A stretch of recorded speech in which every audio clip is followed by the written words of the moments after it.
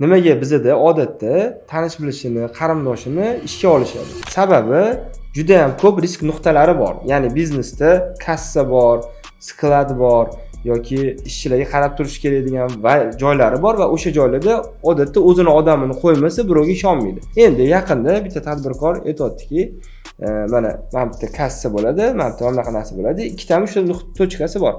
Kassada kim ishlaydi desam, kassada bolalarim ishlaydi yoki qarindoshlarim ishlaydi. Endi men savol beraman. Oka, ertaga 200 ta tochkangiz bo'lsa, 200 ta qarindoshingiz bormi? Ishonchli desam, yo'q deydi. Qanaqa hal qilamiz deydi. Hal qilishning eng oson yo'li bu tizim qo'yish. Ya'ni kassani tizimlashtirsangiz, hech kim pul o'g'irlamaydigan bo'ladi, hech kim muammoga sizni olib kirmaydigan bo'ladi. Ana kassani joyi esa bu 5 millionlik ish ishlatadigan joy. Sizni qarindoshingiz eng kamida 20, 30, 40 million oladigan pozitsiyada ishlash kerak. Sababi nadejniy, sababi anchadan beri ishlaydi, eksperiyensi bor.